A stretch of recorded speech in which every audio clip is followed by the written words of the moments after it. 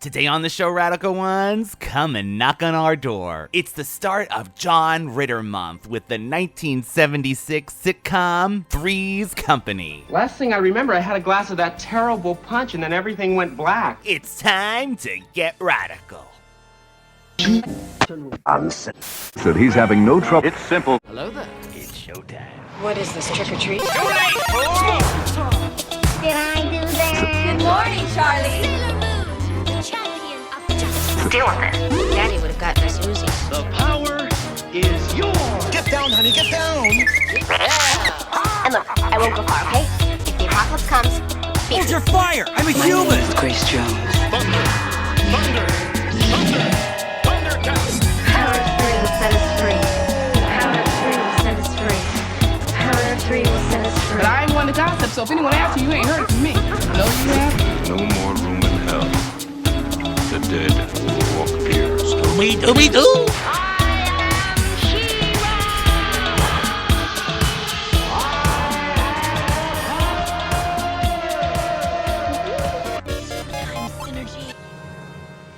Welcome back, Radical Ones, to another episode of the Radical Retro Rewind podcast. As always, I am your host, Radical Ryan Hunter, here with Rob, the movie geek himself, and everyone's favorite brother, David, for the start of John Ritter Month as part of our Robebration. Hello, everyone. Welcome to June. And it's such a good vibration. It's such a sweet sensation. Today, I am so excited to talk about the topic. This was, of course, one of Rob's suggestions, as we've been talking about the Robebration. And what was it about John Ritter, Rob, that specifically you wanted to highlight during this month? It's a really good question. So I think really it mostly started because you and I have this like inside joke where Problem Child just gets brought up all the time. Specifically part 2. And I was like, well, I would love to do one of those movies before the end of the season. And we can't do like Mannequin again. We can't just go to part 2. We have to do part 1. So I'm like, if we do both movies, then we might as well just John Ritter the crap out of it in June. And I had recently just, talked about Noises Off, which is the other movie we're going to do. And I just was like, well, we should just talk about John Ritter. And I find him just really fascinating. I just remember watching him, growing up. I never caught on to the Three's Company train. Now, I mean, I knew of the show, but yes. I never sat down and watched it as a kid. But, I did love Problem Child. And I watched, him in Bride of Chucky and him in Buffy. And, that's right. All Ted. of these, yeah, Ted, and so I knew of him, and because he's such a comedian, when you watch them do serious roles, then you're like, wow, the range is standing out, and then you start really paying attention to them. But what really kicked it off for me, just based on my age, was 8 Simple Rules. I was obsessed with 8 Simple Rules. I love that show. I'm still mad that it didn't flourish the way it could have, and of course we know why, but that was... They tried, right? They retitled really the show. They shortened the title. Kaylee Corpo, or Corpo, or I'm not even going to bring a Big Bang. I know her as Billy from Charmed, from our Charmed days. But I really love that show, and I loved him when he played the father. And yeah, it was just really good. And I'm watching Matlock right now with his son, and I just see so much of his father in him when he's acting, especially watching him on Instagram. And I'm just like, John Ritter is just an amazing actor, and I just wanted to just highlight him in this month as we're going to be doing, a couple of his movies. So I was like, why not? And because of my, old school, sitcom project that I'm doing, I finished one show. Now it's time for another. And Three's Company looks like it's a good one to start. So this is my official launch of watching the series for the first time. Okay. So before we get into that, David, growing up with John Ritter, I was just going to say, I actually used to be obsessed with Nick at Night. Lucy, Jeannie. I mean, I was that kid. Newhart. What the hell, Newhart? Like, I think now and I'm like, oh my God. And I used to watch that. Anyway, so this was a show that all the time, the Jeffersons, Three's Company, I watched. It's one of those shows that it's funny based on the season you get, which roommate you get. But anyway, so I always grew up with Three's Company. I loved the show. Man, can I tell you though, this show is so over my head at the time. Like it's basically a show about sex in a way. Just a very sexy show. But this stuff went over my head. But the hijinks of John Ritter as Jack was always hysterical. So I'm going to bounce off of some of the stuff that Rob said. So as far as John Ritter as an actor, it is pretty amazing to see an actor that you primarily equate with comedy, especially John Ritter, who is a physical comedian, to see him doing more serious roles further on in his career. And so that's something definitely that I going into this and thinking about watching Three's Company in general, I kind of thought about, because when he died, it was very sudden, and it was something that was very sensationalized in the media as well. On that sitcom, 8 Simple Rules, and yes, it was very sad. And honestly, anytime somebody dies, but a public figure that is beloved by many people. As far as Three's Company, I definitely agree with you. It very sexual. The sexual innuendos from the very beginning was like through the roof on the first episode. Like, for me, again, being a gay man. How do I put this? I know we originally were supposed to watch the first episode and then just talk about John Ritter and then talk about Three's Company, but I ended up watching a couple episodes in because I actually enjoyed it and I remembered some of it, not all of it, but some of it. And how do I put this? It was fortunate and unfortunate the way a gay man, even though John Ritter's character was pretending to be a gay man, was portrayed. But at the same time, there were moments in the further on episodes that people were very accepting. Mrs. Roper, for example, was like, it's no big deal. He's gay. Who cares? That is something that it was unheard of in that time frame. Even Mr. Roper in the pilot, did you notice Mr. Roper in the pilot was just kind of like, oh yeah, oh it's okay. I mean, he was more worried about it being improper for a straight man living with two women, as opposed to having a quote unquote pervert gay man. Although, he's called him names, Tinkerbell, and a few other things. Jack Tripper. I'm moving in here. No, the one I saw was completely... Oh, no, you're not. I'm not. Are you crazy? Moving in with 2 girls? Not in my building, Wait a minute. It'll be strictly platonic. Well, I don't care what it is. What does that mean? Like you and me, Stanley. To me at the time, knowing that I was different, not knowing the name of what I was, or, knowing I was different, it still was a form of representation. Maybe it wasn't the best because there were still jokes made it at Jack's expense, being quote unquote gay or pretending to be gay. But at the same time, there was a lot of acceptance within certain characters because they were more worried about the chastity and the purity of the women than actually having a gay man or living with women. It was more, okay, he's safe. Which I think a lot of parents probably do think that's probably, okay, great, that my daughter's best friend is gay. I don't have to worry about her sleeping with or him trying to do anything with my daughter, kind of a thing. I'm sure it does happen. So to me, that meant a lot to me because that was like one of the first times I actually had any representation as a young person and not knowing what it even was. That said, a lot of the stuff did go over my head because it is very extremely sexual and hysterical to the point, like, for example, Mrs. Roper,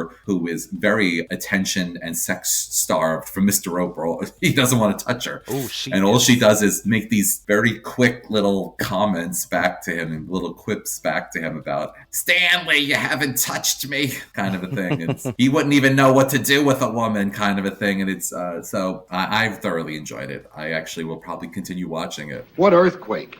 The big one, don't you remember? Oh, it was thrilling. Thrilling? Yeah, it was the first time our bed moved in years. And my husband, who just, Mr. Hale, my husband who doesn't listen to anything, he's like, I watched Three's Company when I was younger too. I'm like, really? You watched Three's Company? Yeah, he did. Mr. I don't even know anything. No pop culture. I couldn't tell you nothing about anything. I'm surprised he even knows who Britney Spears is. Like, that's how bad he is. So he knew Three's Company. Who knew? Just when you thought it was time to go to bed, CHRO keeps the TV fun alive with Three's Company, weeknights at 11:30. It's one of the most popular shows in TV history, starring John Ritter, sharing his life and an apartment with not one, but two pretty ladies. Three's Company, late night TV fun, weeknights at 11:30 on CHRO TV, Cable 6. Just a little description about the show. This is Three's Company, 1977. Okay, so just that alone, and we'll get into it, but the gay thing in 1977, I mean, come on. People think that really gay coming into the main culture happened in the 90s, but not really if you look at this, 1977. And it is described as when two single girls need a roommate to share their Santa Monica apartment, they decide to offer a room to a guy they find passed out in the bathtub after the going away party for their last roommate. Lasted 8 seasons, 172 episodes. And like we said earlier, we all watched the pilot. So just for Rob, for, first experience, like you said, I'm sure over the years you have seen clips of Three's Company and things like that, but what did you think right off the bat with this pilot as fresh eyes in 2025? Yeah, okay, so watching the pilot, it was really cute. I enjoyed the chemistry of the characters. I thought the script did feel very pilot-y, right? Like they couldn't really get into the development of any of the characters. Like we just needed a complete example of the misunderstanding, embarrassing yourself thinking one thing when there's another. Looking at it now, there was a little bit, I obviously have many questions about who Jack is and why they trusted him so easily to just live in their house. No background check, no credentials. Apparently he's staying at the YMCA like he doesn't have a home, but yet he can make the money to pay the bills. Help me out. Where all of that was just like, okay, I guess. But again, it's a pilot, right? Like you have to set it up. What I really enjoyed, and from what I know of Three's Company, is that when the announcement comes up of like, how did you convince him, to let you stay here? And, it came out like, oh yeah, I told him you were gay. And he's shocked, but then like he slips off the couch and then he lands on the floor. All right, son. Janet just explained it to us. I'm sorry I misjudged you. Oh? You can move in. It's all right. Oh. And we hope you'll be very happy here, dear. Ta-ta! How did you get him to change his mind? Easy. I just convinced him that nothing would happen between Jack and us. How did you do that? Well, I told him that Jack was a decent, respectable, hard-working young man. And that did it? Not quite. I also told him that you were gay. That right there is the starting point of what you're going to see later, right? Is that he's just going to be a bumbling character. Whenever he gets anxious or nervous, he's going to fall on something or off something. And that is just a little, and then they all come together and whatever, and I was just like, this is how you set up a show. I got a great example of what I'm getting myself into, but it did raise some concern. One, are they going to have actual gay characters or people on this show? Or is it going to be this constant misunderstanding of him having to gay it up every time the Ropers come over? Will there be a moment where gay people actually have room on this show? Because, it would suck for them to use gays as a butt of a joke or a gimmick when there's not really any storyline or characters that depicts gay life, let's get some real example in here. So I wonder if that will be a thing. Out of the 8 seasons as a kid, I do feel like there is going to be someone with an actual gay person comes in and like the misunderstanding of Jack and things like that. Yeah. So it's something that I'll look for in the show and just see exactly how much diversity was also in this, if there was any. And, I'm going to give it grace. Like, if it doesn't have any, that's whatever. But, maybe this show will surprise me. But I also found it really interesting. So maybe you guys can answer this for me. Did Roper have like a guest house in his property, or does he own apartment complex? Because for him to have such rules as no men and women will cohabitate, I'm like, if it's under his literal roof, then I understand. But like, he exits his place and there's the outside, and then he goes to their place. So I'm wondering, like, does he own apartments, or is it just like a guest house from his house? Do you guys know? This is an apartment. For me, this is an apartment complex that almost looks like, to me, it's like a Disney hotel, one of those cheaper, like Disney, where you go out and you could just so like go it's outside. A bungalow or whatever? Like a bungalow, yes. Okay. But there are other tenants apartments there. Yes, because that does come up. That's so interesting to have such a hardcore rule. And of course, a man living there versus these women bringing any men to their house whenever they want. I know that there's more of a connection to, or more of a chance for that to happen. But I just find the rule weird because like these women can bring home anybody that they want. Nothing's going to stop them. But he's like, no hanky panky in my house. And he said my house too. That's what also confused me about like what this, situation is. A man up there in woman's clothes? That's right, Stanley. He was wearing a girl's dressing gown, but he didn't fool me. He sure was a man, not a woman. They all look alike nowadays. Not to me, they don't. Besides, I could see some little hairs on his chest, peeping out. Well, that doesn't prove anything. Look at your mother. This is very, to me, Fred and Ethel Mertz from I Love Lucy. They own this complex. Sure. And they're always getting involved in the shenanigans sometime. Talk about physical comedy, like Lucille Ball / John Ritter thing. One Day at a Time is like that too, the one on Netflix. Yeah, the owner is also the super. That's right. Yeah, that's right. But he hangs out with this family all the time. So, okay, so yeah, that is what I also found confusing. I mean, I think it's an interesting concept to create this situation that I don't know, maybe in the 70s that's how people were, but that was the only way that we can get Jack to agree to play a gay person so he can live there. Yeah, but honestly, wasn't it refreshing? I'm sorry to insert, but wasn't it refreshing that point that, okay, besides the jokes and everything, to Jack, it was just like, oh, like, it was like, not that it was not like he did slide off the thing, but even John Ritter as an actor, then I give it up to him. You're playing a quote unquote, well, you're playing a straight man pretending to be gay. But in 1977, I'm going to assume, again, this is like, damn, like I give it up to John Ritter as an actor. Sure. Well, I mean, I would think that the only conflict here is if you had to play it up for the Ropers, whoever, to like, I don't know, to act a certain way. I mean, him just being him is also gay, like it doesn't mean anything as far as mannerisms, but that's another thing, it'll be interesting to see how they use that comedy in a sense of like, he has to act a certain way. Otherwise it's not believable. And they'll just be like, you're straight because you don't have a high pitched voice or whatever. And so, but also I wonder if the conflict will come in because he's interested in Summer's character. There was a little thing in there that I didn't like very much with that, but I just wonder if that will be a thing. Like he'll be caught flirting with her, and then it'll be like, what is going on? So. Do you study cooking full time? Weekdays from 8 till 2. The rest of the time I pick up odd jobs. How about you? What do you do? I work in a pool. You're a lifeguard? She means a typing pool. You're a typist? With a shape like that? Oh, it doesn't get in the way. No, what I meant was you're great looking. Oh, thank you. And to keep all that hidden. I think your onions are overheating.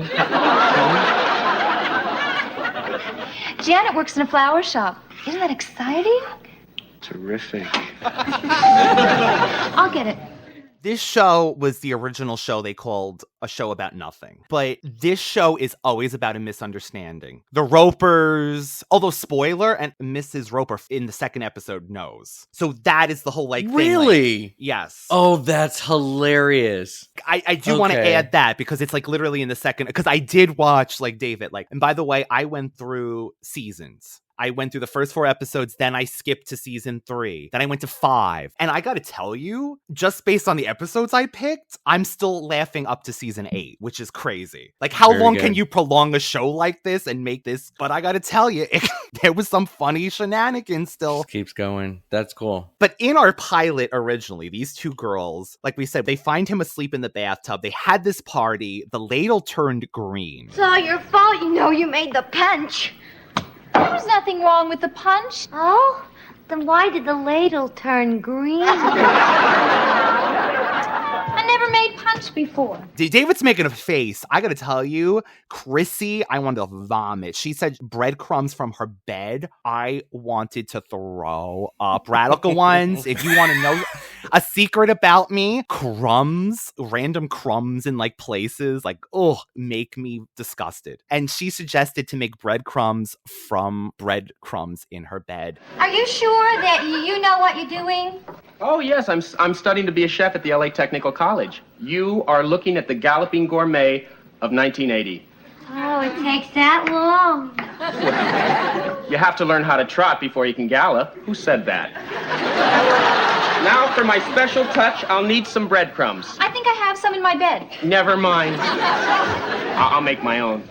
Well, that's silly. Nobody makes breadcrumbs. They just sort of fall off the bread. Wine. I need some wine. Do you have a bottle? No. Oh, but I can make one up from the party leftovers. Good.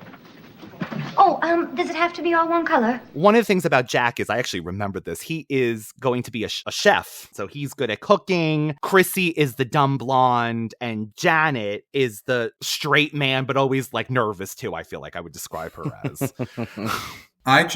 So some of the things I wrote down is multiple sexual innuendos. I love Mrs. Roper's character. I think she is very supportive of them. I think that she tries to be more hip than her husband. She wants to live through them, I think. Yeah, I think she feels like she, again, I watched a few extra episodes. I don't want to give stuff away, but like she even invites them out to go for a drink. Like she wants to hang out with the kids. Yeah, look, honey, about all that noise you were making last night. Oh, yeah. Mrs. Roper, I am really sorry. I was going to come down. Yeah, right through the ceiling, we thought. I didn't mind all the music, but, all that foul language. There wasn't any foul language. You weren't down there with Mr. Roper. The other thing that made me grossed out is that, so here's the funny part of this whole thing. They want to keep Jack because Janet They need money, too. They need money because their other roommate has moved out. She got pregnant and she got married and she was having the baby during the... Oh, that's right. The baby, during the wedding shower. She's not even married yet. So that shows you she's having sex before marriage, which I guess is part of the whole funny thing that they're having, it's a wild time and free time. But Janet makes eggs for Chrissy and Jack and herself, and they're disgusting. So Jack's like, I'm going to school to become a chef. I'm going to do this. And then he goes, do you have any wine? She's like, I can get some wine from the leftovers from people's glasses. So she's going around. And bottles. I wanted to vomit too. That was so disgusting that I wanted to vomit myself, that she's putting wine from random people's drinking glasses. This is like, okay, so I was a bar back at a bar many, many years ago. Reminds me just going around pouring stuff into glasses to empty out stuff. I would vomit if I even said to drink anything like that. This is 1977, though. This is free times. That alcohol was killing all that. I'm going to say that John Ritter's physical comedy definitely lent a lot to this show. And I also think it also lent a lot to the gay, quote unquote, character, because his physical comedy, again, we have this persona of gay men being flamboyant and feminine and, wilting flowers like a girl kind of thing mentality. And John does personify that in many ways, but he's very flippant and he's also very sarcastic. Yeah, I think of him and normally he can come off as a snarky kind of gay. So I think that also lends to the character, and I think that will kind of help him along in the future with his character, with the Ropers or whoever, because he is kind of a little bit snarky. And I just the thing, Suzanne Summers had once at one point had said that she thought that John Ritter was one of the best physical comedians of his time. I totally agree. I kind of equate, because I feel like, and this is going to sound crazy, but I feel like Dick Van Dyke is one of the most amazing physical comedians, and he comes off very feminine and very gay to me too, because it's just his physical. I mean, does anybody else feel that way? Because of his physical comedy, the way he is very flamboyant. I feel like, though, that is because I think that's these more dancing men that are softer. I think we just but that's what I'm saying. Which is again, that's our own stereotype. But that's my point to the point of the character that he's pretending to be for the Ropers. And I don't want to spoil it for Rob. So don't.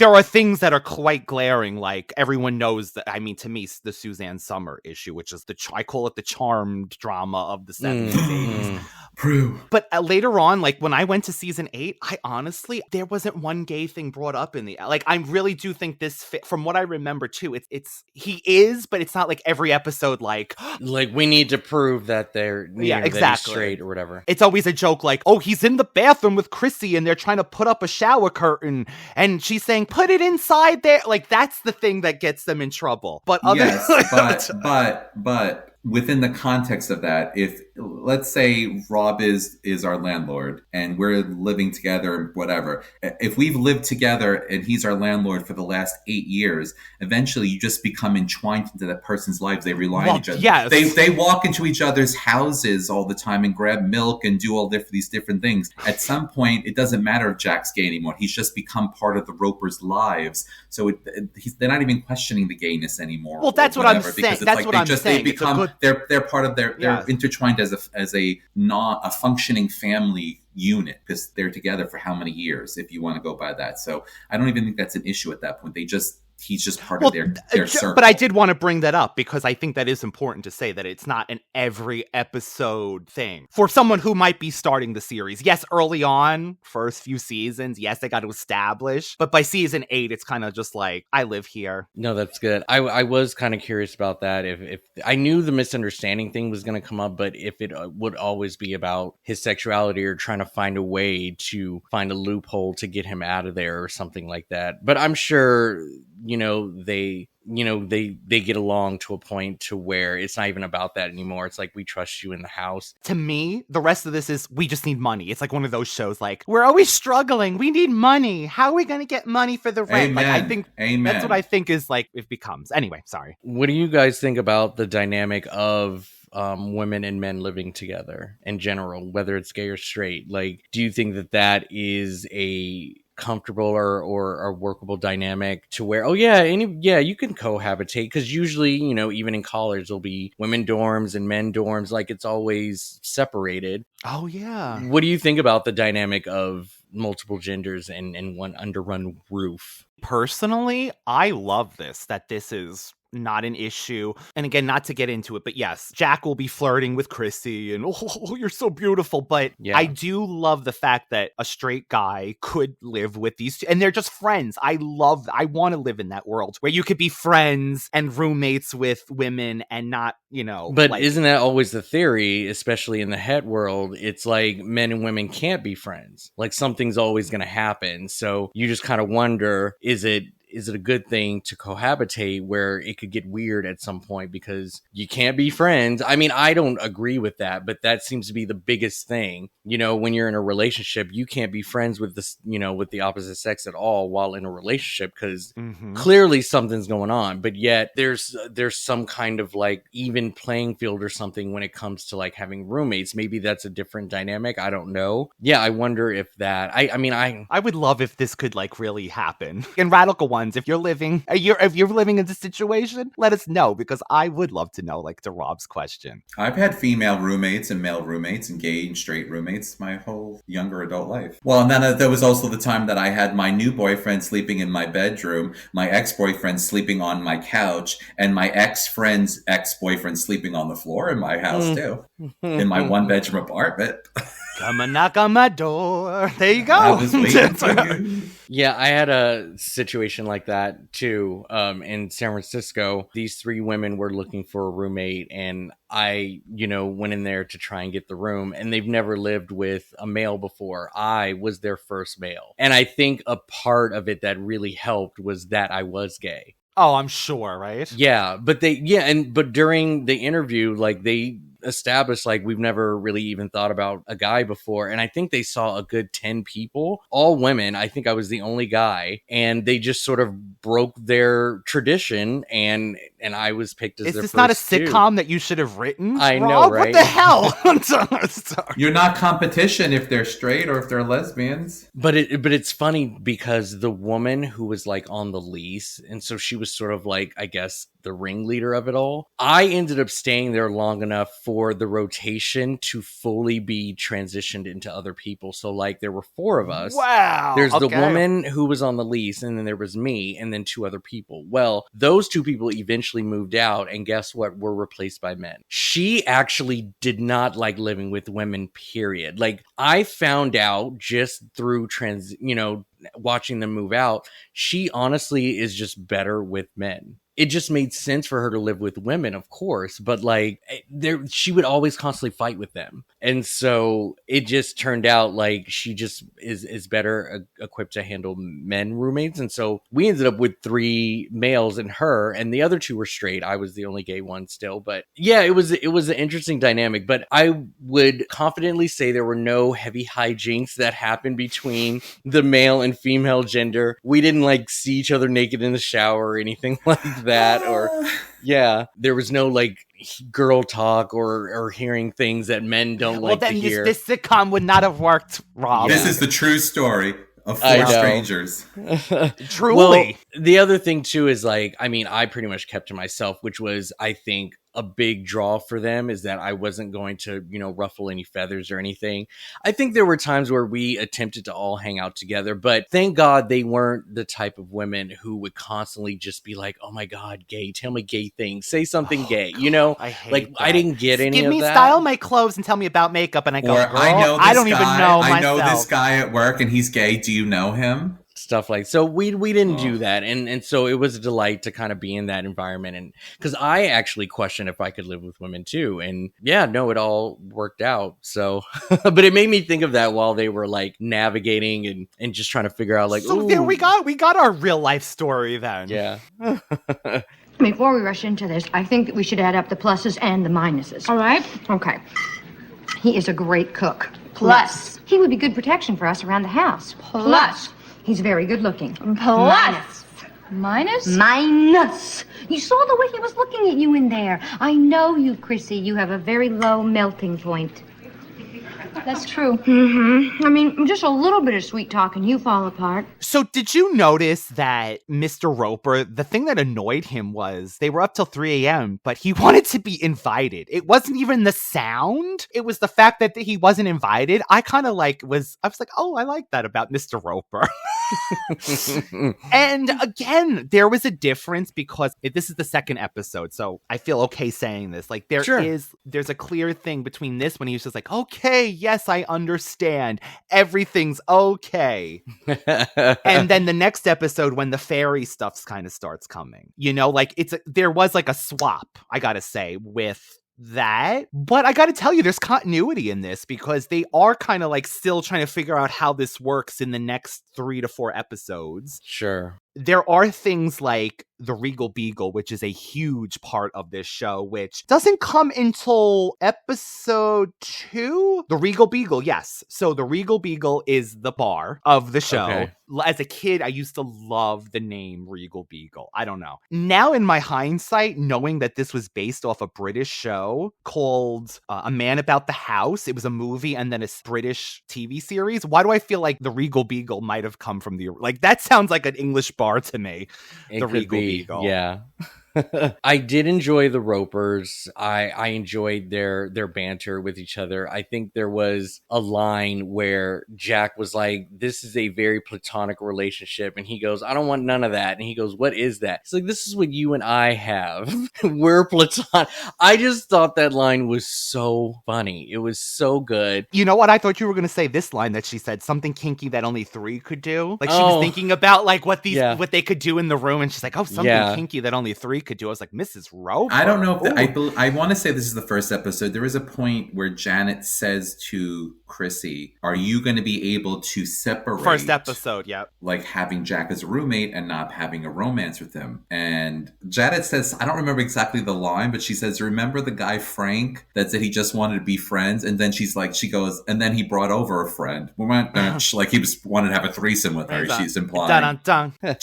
And I'm like, so Chrissy's like, she's trying to say that she won't do anything with Jack. And I think they're really just happy he can cook. That's really what it come. I feel like they did initially. They're like, oh, he can cook and he can pay money. We're so excited because they couldn't cook. Yeah. Yes, but didn't she say she was going to help her try to fight the urge to try to be with Jack too, or something? Chrissy was that? like, no, you're going to do it. It's like Janet was her Jiminy Cricket. She was like, you're going to do this. I have no self-control. I'm a whore. I'm generous. And actually, I don't know if later on, just one more thing. I didn't know later on if she gets dumber, but I didn't think that she was super, super dumb in this. I was just going to say the same thing. She it's was like dumbish. She was dumbish, but she didn't come off as like completely blank. Do you know when they do that with even Rose on the Golden Girls? She got dumber as the series went on. I'm totally feeling that with Chrissy. I just think it's a little, it's to me, it's a lack of social cue. She's not adaptive to how people normally act around others. And so she's just very, I don't want to say spontaneous, but she's just very like, I'm going to have a thought and I'm just going to say it, whether it makes sense or not. And so yes, yeah, I didn't necessarily get naive, a dumb vibe, but it was just like, you know, most people do not talk this way, or they get a sense of self-awareness that they, you know what to say or whatever. But I don't necessarily see that as a dumb thing. It's just different. It's just really different. Sometimes I fall into that category, to be honest. And it could just be the lack of information, but I don't think it equates to how smart she is. I just think she's sheltered. She's sheltered. Yeah. She's a preacher's daughter, from what I understand in the thing, that she's like lived a very sheltered life. Her full name is Christmas Noel Snow, by the way. Isn't that cute? Wow. I had no idea. So we didn't even mention the theme song from the first episode is banging. Like, I mean, they had the theme song from the get-go.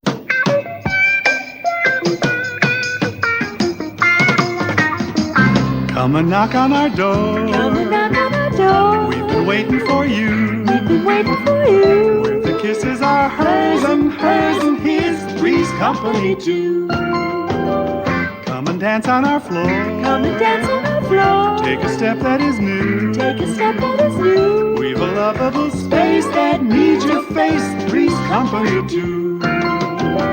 You'll see that life is a ball again. Laughter is calling for you. Down at our rendezvous. Down at our rendezvous. Three's company too. That is a really cool jingle. Isn't cool it really catchy? I mean, it is catchy. I also had to look up the meaning of Three's Company because I knew it was like a pun or like a play on words from the original saying, and I couldn't even say it in my head. I'm like, because I've heard Three's Company so much, I forgot how the original saying went, and it was, two's a company, three's a crowd. I had to look that up. I completely forgot, and so I read what it's about, and it makes sense. I mean, this Three's Company is basically sort of the starting point of the discussion of polyamory and just the new normal of new family, if I'm stretching things a bit, because the idea of three's a crowd is that relationships blossom better when it's just the two of them. Throwing a third one in there just kind of makes things a lot awkward or messy or confusing. And so this is challenging all of that and saying that three people can cohabitate together and have a a suitable relationship with each other. So while they weren't dating, it still kind of worked in the sense of roommates, I guess. So I like that. But yeah, the theme song is great. One of the best. Did you notice everybody mics a few times in this pilot? Mics being seen on the I kept seeing mics. Oh, I didn't look for it. Oh, I didn't look for that. That's funny. A lot of time, especially in the kitchen scenes, which is, of course, it is what it is. But I've seen it in so many of these older shows. Family Matters did it a couple times too. I would always see a mic or whatever. Yeah, it happens. The funny thing was they actually shot the pilot with a different Chrissy, and they actually casted a few different Chrissies, and Suzanne Summers was literally the day before they were reshooting the pilot. They passed her by the first time by accident. They said they didn't even notice her video, and then at the last minute when they were trying to oh my god, we gotta find a new Chrissy, they found her video, and it was the day before they reshot the pilot. They said, as a matter of fact, there's a shot in the intro where they're facing someplace, and it's the woman who played Chrissy in the pilot pilot, you just can't tell because it's a blonde. So I was like, okay. shoot. This is a starting point for the pilot. Like, we did want to discuss that, but I feel like the legacy of the show, I mean, honestly, there is starting in season 2, there was a whole thing. Let's just say the show took off. It was in the top 10 for years, and it was doing amazing. And Chrissy became the breakout star. The dolls, the games, the posters, the pictures. There was a point where Suzanne Summers said that she was on the photo shoot. She was in the middle, and they threw the other two in the back of her, like far in the back. So this was starting to form. And of course, what happened? She was the Beyonce. She was the Nicole Scherzinger. John Ritter is like the comedy genius. But for whatever reason, she was beautiful. And I got to tell you, all of them walk around half undressed. It doesn't matter if you're Jack or Chrissy. Every character actually Janet doesn't, but even down to season 8, like Jack's shorts are so short, they all walk around half naked in this place. So she's beautiful, gorgeous, she's getting the attention of people. Of course, the drama starts around season 2. And by season 5, there is a want to make the same money as the men. I mean, we were in modern times, but this is really early on. Suzanne Summers was like, why are we not making the same amount as John Ritter? I get it, but I don't see Chrissy like throwing herself around. Like, John Ritter was literally doing physical comedy continuously like you said, it just gets more and more. But that happens, and then without getting into spoilers, there's a whole thing where Chrissy is shooting different places, like not on the same sets, and she's on the phone. So this begins this whole drama. That's too bad. And we do have to replace our charmed one, our third wheel. This happens. I just want to say, we asked our radical ones if they happen to know online which third roommate that they enjoyed better. So we do get Chrissy Snow, Chrissy's cousin, which is her replacement, and that's Cindy Snow. And then our third is Nurse Terri. Let me tell you, Chrissy won by a landslide. Well, I don't think anybody knew the other two unless they really watched the show.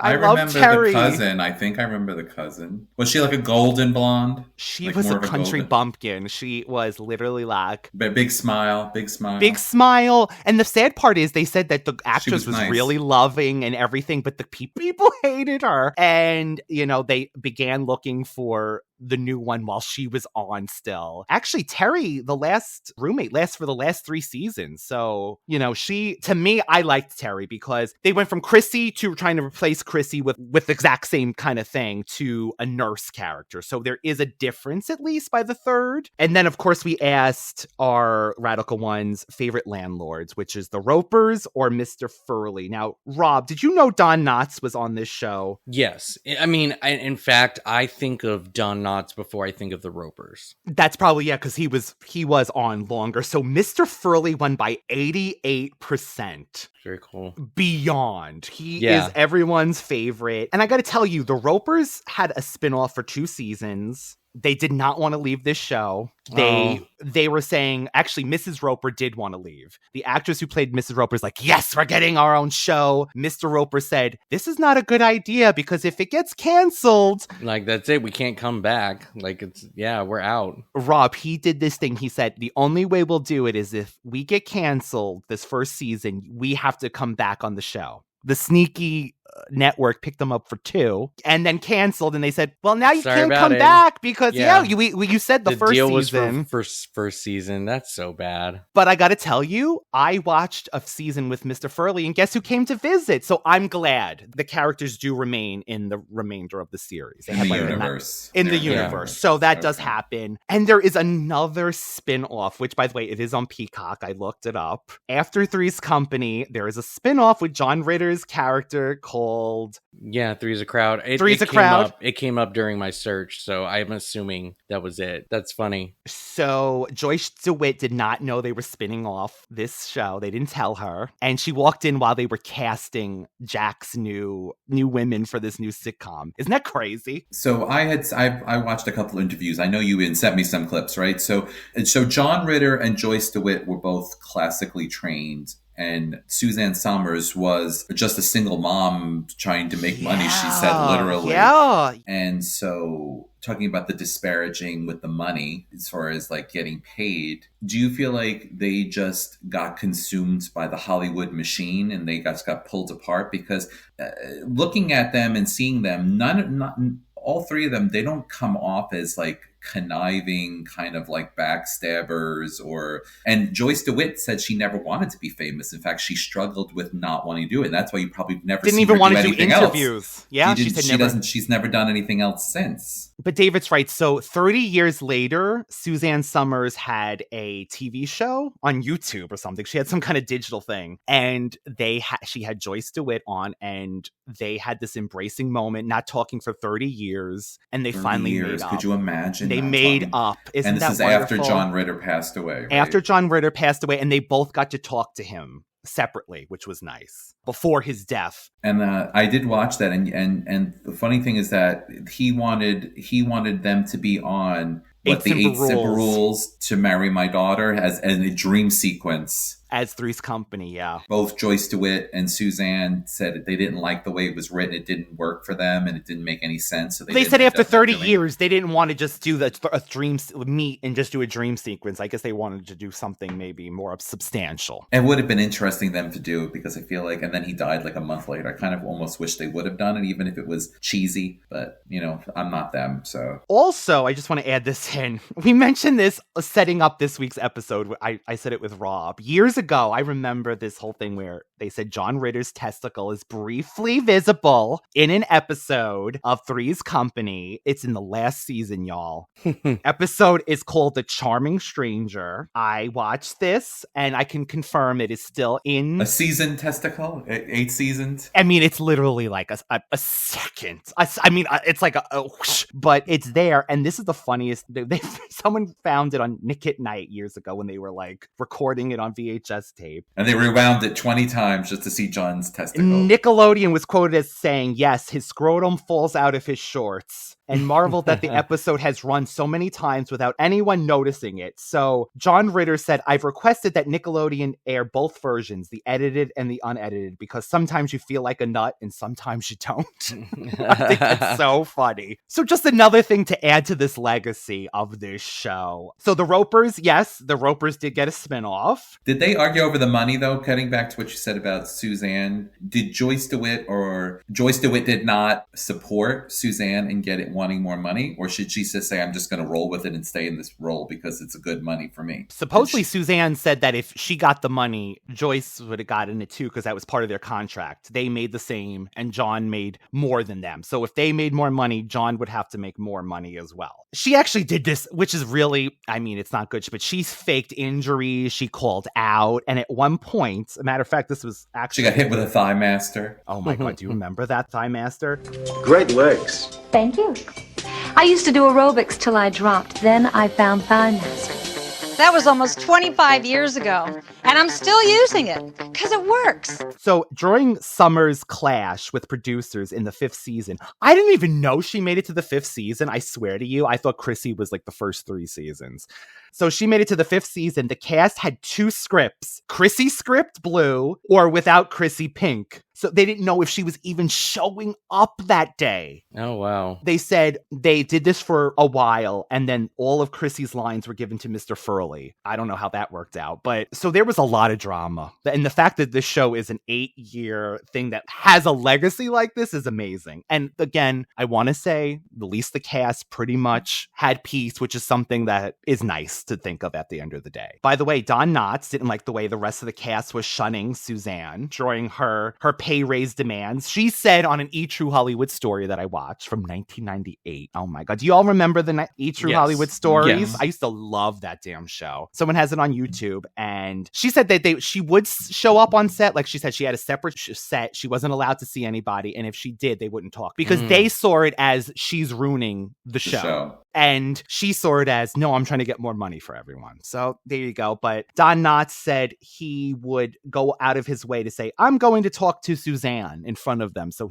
they knew that he didn't like ignoring her. which is, I think, is very nice. Well, I also think that Don Knotts had, obviously being a seasoned veteran actor, probably had more clout, and he could say, "Go F you, John Ritter and Joyce DeWitt. You're nobody. I can talk to her if I want to talk." No, I'm saying like he could do that. I bet you if somebody lesser character probably would have gotten maybe written off the show or reprimanded. He had the clout to be able to go and talk to her, and probably had no reprimand because they couldn't say anything to him because he had been in the industry for as long as he's been before he did Three's Company. Matter of fact, he actually said he had a similar issue with the Andy Griffith show, so he understood her, and this was his first live show sitcom, and he was very uncomfortable drawing it. You got to think of filming in front of a live Rob has seen so many sitcoms now filming in front of a live studio, but just think of it, doing it live, it has to be a difference from I'm shooting just without anybody. As we continue on this summer, I want to hear from Rob, like, as he's going through the episodes, if he has a chance to watch more. You fly usually. You'll probably be like, I'm on season 4. Yeah.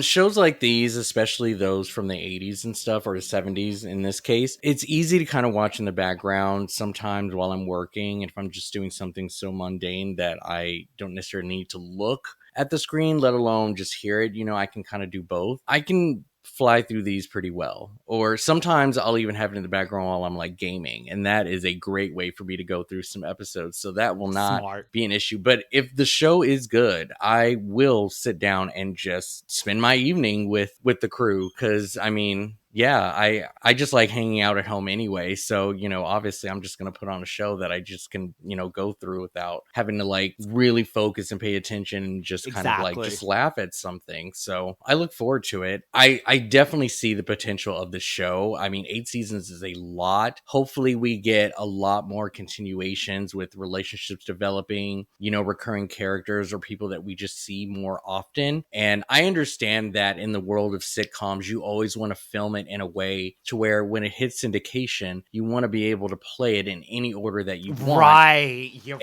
When you film them in a way that has nothing to do with the previous episode, then you have no issue just playing an episode wherever. And so hopefully with 8 seasons, we do get some kind of storyline that just really progresses, unless they just do a full-on reset every single episode and we just get another hijinks, scenario. But we'll see. I can't put too much pressure on this because it's the 70s, but one thing that I did notice that I will be looking for is that there is a definite sexual tension amongst this show and like kind of like where they get a lot of their comedy. And Janet is not like a sex pot, right? And that's not to say anything about her, because to tell you the truth, if I was into women, Janet would be more my type. I agree with that. I honestly agree with it. I agree with Rob 100%. And it's not because she's boyish or whatever, but she is just more, she just seems more of a down-to-earth person who can, and I just go, well, I prefer brunette over blonde also. And so like, I don't mind that. And so like Janet's more my type. And so with that being said, I noticed that in this episode, damn it, Janet. it's clear that Jack is into Chrissy. And I think one example is when they're sitting for breakfast, he helps Chrissy into her seat and Janet is like, okay, what about me? Oh yeah, you sit there. And it's just like, she was sort of a throwaway because she's not exuding, a bunch of like sexual vibes or whatever. But then even mistaken the woman who came over to look at the place as a man from Roper. Clearly women need to look a certain way on this show. And I wonder how they're going to handle that. It sounds like Joyce didn't care, but I would get real pissed off if every time there was some way to highlight Janet's beauty, they just threw it away because she wasn't looking like Suzanne. So hopefully that's not too much of the joke with her, because I find Janet to look really nice. So like, I don't know. So that's something that I'll look for watching more of it. There was actually an episode in the 5th season where Chrissy's cousin mentions how pretty that Janet is. So I was like, so it does come up at least in the 5th season. I think Joyce DeWitt was an attractive looking woman. I think she had a good shape. And exactly. I think that... But she played she had to be the one that was That's more what I'm trying to say. But I also agree with Rob. Janet, actually, I think in the pilot episode, either one of the ladies would be challenging to a man, but Janet overall becomes more like intellectually challenging. She could be more of a partner that you would be, back and forth, tit for tat with and have that banter with more than Chrissy would eventually. I feel like she ends up dealing with the landlords a lot too. Like she's like the one that Well, I mean, she's the think serious. tank, you know, she's the brains, you know, so she's got to, I mean, she alone didn't even tell Chrissy about it. Like, she came up with the idea by herself. Like, this was all her doing. So I have a feeling she's going to be the one to, you know, execute a lot of the planning that goes on.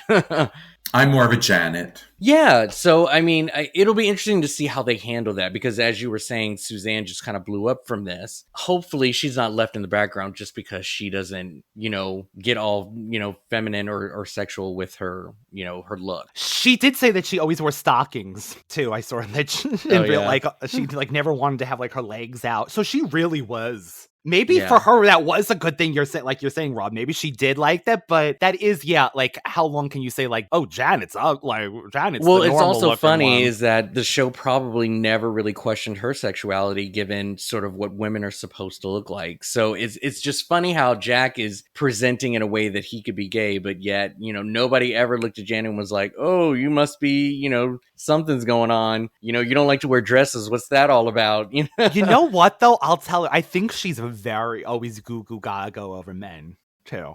Yeah. So I think that is part of her character. To like remind people, like, I'm straight. You know, I do like men. Then when John Ritter's character spun off and he was this new woman, actually, to everyone's credit, viewers at the time wanted him to end up with Janet. Oh, interesting. Yeah, I'll have to look out for that. To me, honestly, I always saw them as friends. Friends. But whatever the case is, the other person, you will never get this, is Chrissy, they thought of. To come back after all these years and marry Jack, and I was like, what? I feel like, no.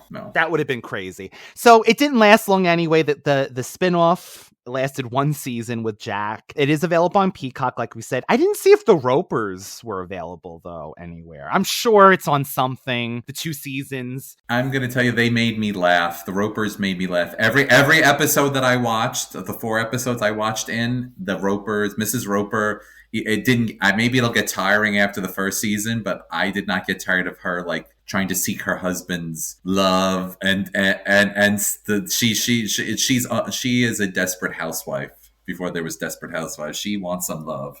Let me just tell you, I can't wait for Rob to get to this episode. It's the Night of the Ropers. It's like season 5 or 6. It is so funny.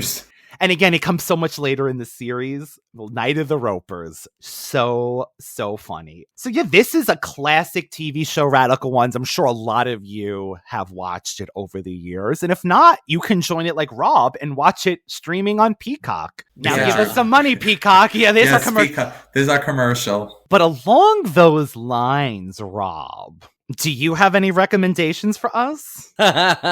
You thought I was going to do that today. No, I absolutely do not. I thought about it. I was like, am I going to do recommendations for a TV show? I didn't think about it because we didn't do it last time. So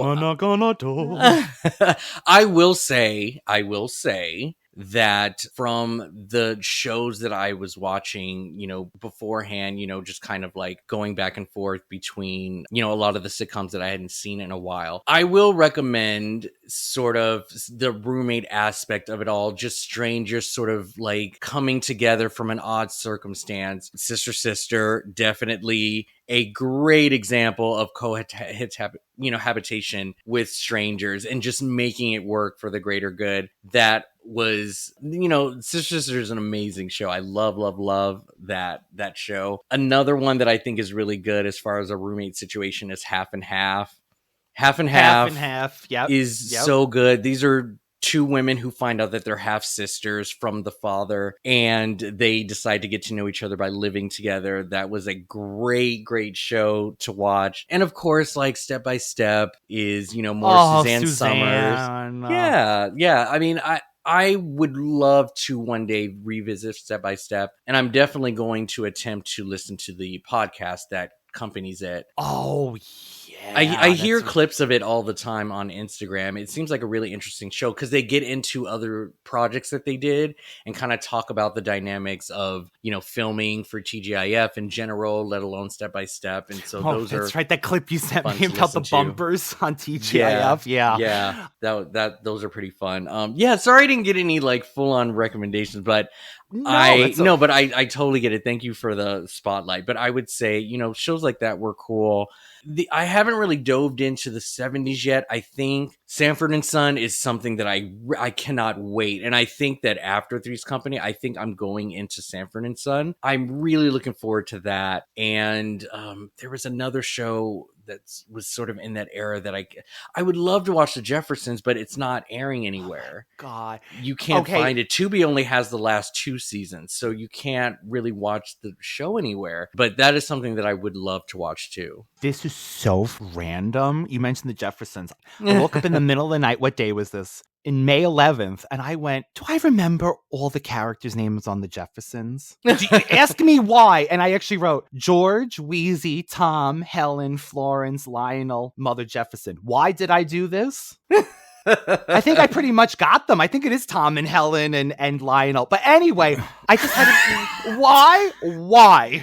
Out of nowhere, I would thought of the episode when a guy tried to feel up Louise and Mother Jefferson beat the hell out of him. Do you remember that episode? Louise. Do you remember that episode? I must have. I used to watch it all the damn time. Yeah, it was like one of those episodes, like, when they say a special episode, because he was like trying to... I love The Jeffersons. Be inappropriate with Wheezy. And then the Mother Jefferson, who usually is always talking crap about Wheezy, defended her. Yeah, that's funny. So yes, The Jeffersons. And if you want to think of the characters in the middle of the night and write them down in your phone for whatever reason, do that, Radical Ones. If you wake up in the middle of the night thinking of George Jefferson, just write it down. I literally was like, that's a brain thing. Like, I haven't seen The Jeffersons since the 90s. Yeah. Okay, here we go. I call my backyard Sanford and Son because of my kids. It's like the sound. I sang the theme song about it. I would also say that if it is still on Hulu, watch 8 Simple Rules. Just it's such a wonderful show and something for him to end on. I thought the show was a great success. It really could have been the next Home Improvement. Or, it really had a lot to stand on. There were so many things they could have done with it. Every single member of that family was so funny and they acted so well. And I'm glad, some of them grew to, have, good careers or whatnot. But I thought the dynamic of that show was fascinating. So, and they tried after to continue that show. They did. Radical Ones, we hope you enjoyed this week's episode. This is the start, of course, of John Ritter Month. We have Problem Child 1 and 2 coming up, as well as Noise is Off, which Rob and I have never seen the movie. Rob saw the play. David, have you ever heard of Noise is Off? Oh, yeah. It's really funny. Yeah, we'll definitely talk about it when we get to it. And throughout these next few episodes, we'll definitely highlight more projects and movies that John Ritter did that we absolutely love. Of course, we didn't list them all in the beginning of the episode, but yes, there are so many that we can definitely talk about just to highlight him. So Rob, when you're not hanging out over here, where can the lovely people find you at? I have another Instagram page, Rob the Movie Geek, all one word. I do old archived reviews on there from movies from my collection or from back in my childhood, but also you'll find these recommendations that I list on there as well. As well as the Radical Retro Rewind podcast, one word, on Instagram, YouTube, TikTok, and beyond. Universal Appeal 2020 for David. And Radical Ones, again, we are asking for reviews on your favorite listening apparatus. If you're listening to us on Spotify. Okay, so we have a 4.8 on Spotify. That means someone lowered our score down, Radical Ones, by giving us a bad score. So we're not 5 anymore on Spotify. So if you could help us out on there. We're still 5 on Apple, so that's good. Thank God. And you know why, Rob? Because no one goes there to review us. But enough to make it a 5. Yeah. Yes, thank you. Very consistent. That's very true. So at least thank you for the 5 people that gave us a 5-star.